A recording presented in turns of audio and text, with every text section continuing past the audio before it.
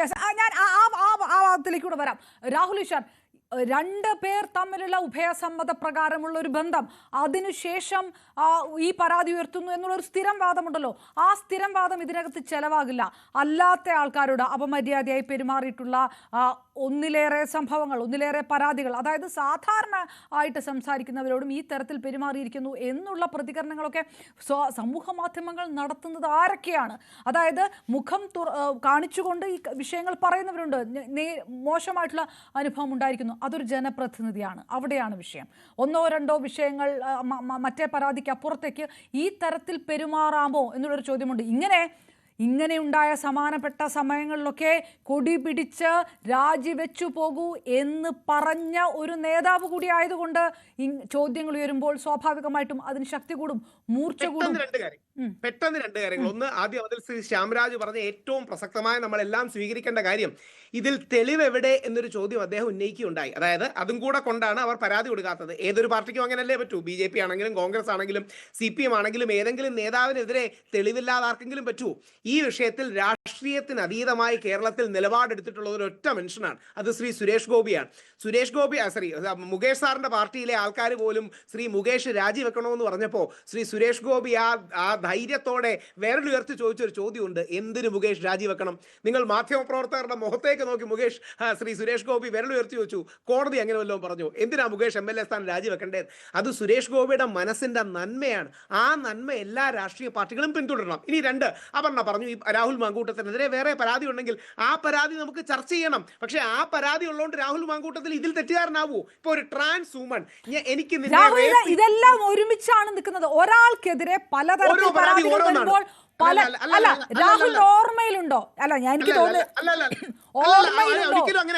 ഒരു രാഷ്ട്രീയ നേതാവിനെതിരെ രാഹുൽ എത്രയോ കാലമായിട്ട് രാഹുൽ നമ്മൾ ഈ ചർച്ചയ്ക്കൊക്കെ ഇരിക്കുന്നു. ഒരു രാഷ്ട്രീയ നേതാവിന്, അതൊരു യുവ നേതാവിനെതിരെ ഇങ്ങനെ ഒരു പരാതി പ്രളയം ഉണ്ടായിട്ടുണ്ടോ? പലരോടും വ്യക്തിപരമായിട്ട് സൗഹൃദങ്ങളുള്ളതാണ്. ഒരുപക്ഷെ നമുക്കടക്കം വ്യക്തിപരമായ സൗഹൃദങ്ങൾ ഒരാൾ തന്നെയാണ് രാഹുൽ മാങ്കൂട്ടത്തിൽ. പക്ഷെ ഇങ്ങനെയേറെ പരാതികൾ ഉണ്ടായിട്ടുള്ളൂ. ഇതാരൊക്കെയാണ് ഈ പരാതി? ഒരു വരി പറയാൻ, ഞാനും രാഹുൽ മാങ്കൂട്ടത്തിലും കൂടെ ഒരു മാസം മുമ്പ് ഏഷ്യാനെറ്റിലിരുന്ന് അടികൂടി രാഹുൽ മാങ്കൂട്ടത്തിൽ രാഹുൽ ഈശ്വർ സംഘപരിവാറിന്റെ കേരളത്തിലെ സ്ലോ പോയിസൺ ആണെന്നും north India Arnab Goswami poison ആണ്, കേരളത്തിൽ രാഹുൽ ഈശ്വർ സ്ലോ പോയിസൺ ആണെന്ന് പറഞ്ഞ് അടികൂടി ഇറങ്ങിയതാണ്. കോൺഗ്രസിന്റെ ഒഫീഷ്യൽ ഹാൻഡിലിൽ നിന്ന് എനിക്കെതിരെ രാഹുൽ മാങ്കൂട്ടത്തിൽ പറഞ്ഞതിനെ രാഹുൽ മാങ്കൂട്ടത്തിൽ ഇടിക്കുകയും ചെയ്തു. എനിക്ക് രാഹുൽ മാങ്കൂട്ടത്തിൽ സുഹൃത്തല്ല, പക്ഷേ രാഹുൽ മാങ്കൂട്ടത്തിനോട് നമ്മൾ മര്യാദ കാണിക്കണം. കാര്യം നാളെ ഇത് ആർക്കെതിരെയും വരും. പെട്ടെന്നൊരു കാര്യം കൂടി, രാഹുൽ മാങ്കൂട്ടത്തിനെതിരെ ആരോപണങ്ങൾ വന്ന് അത് തെളിവ് സഹിതം ശരിയെന്ന് തെളിയിക്കട്ടെ. ഇല്ലെങ്കിൽ നമ്മൾ ഇത് എങ്ങനെ വിശ്വസിക്കാൻ പറ്റും? പെട്ടെന്ന് ശ്രീ രഞ്ജിത്തിന്റെ കാര്യം ഒന്ന് ഓർക്കാം. ഞാനും അപർണാജിയും കൂടെ തമ്മിൽ തർക്കിച്ചതാണ്.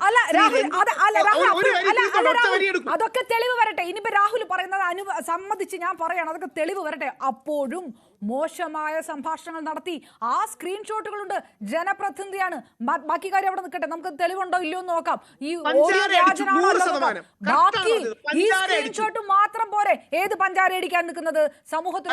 സമൂഹത്തിലെ പല മേഖലകളിലുള്ളവരോട്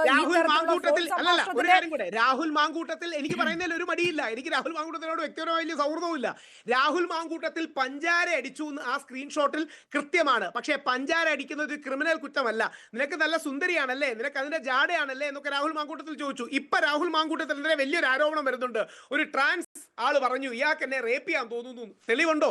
രഞ്ജിത്ത് സാറിനെതിരെ ഇതേപോലെ ഒരു പുരുഷൻ വന്ന് എന്നെ ഹോട്ടലിൽ വെച്ച് റേപ്പ് ചെയ്തു, എന്നിട്ട് രേവതി മാഡത്തെ പിടിച്ചിട്ട് ഓർമ്മയുണ്ടോ? അവസാനം കർണാടക ഹൈക്കോടതി പറഞ്ഞത് ഇത് കള്ളക്കേസിന്റെ ക്ലാസിക് ഉദാഹരണം എന്നാണ്. ഈ പറഞ്ഞ കാലത്ത് ഹോട്ടൽ തുടങ്ങിയിട്ട് പോലും ഇല്ലായിരുന്നു. അയാളൊന്നും അറിയാതെ പറഞ്ഞത്. അപ്പം TV-യിൽ വരാനും TV-യിൽ കൂടുതൽ എയർ ടൈം കിട്ടാനും പുതിയ ആരോപണങ്ങൾ വന്നാൽ മാധ്യമങ്ങൾ പ്രോത്സാഹിപ്പിക്കും എന്ന് കരുതിക്കൊണ്ട് ഇനി ഒരുപാട് ആരോപണങ്ങൾ വരും. ഇനി രാഹുൽ മാങ്കൂട്ടത്തിലെ അടുത്ത 2 ദിവസങ്ങളിൽ ആരോപണങ്ങൾ യൂത്ത് കോൺഗ്രസ് അധ്യക്ഷ സ്ഥാനം രാജിവെച്ചിടത്ത് ആ രാജിയിലേക്ക് കടക്കുമെന്ന് ഉള്ള സൂചന പ്രതിപക്ഷ നേതാവ് നൽകിയെടുത്ത് മറ്റ് കോൺഗ്രസ് നേതാക്കൾക്കും മറ്റൊന്ന് പ്രതിരോധിക്കാൻ വഴിയില്ലാത്തടത്ത് ഈ വാദം ചെലവാകില്ല.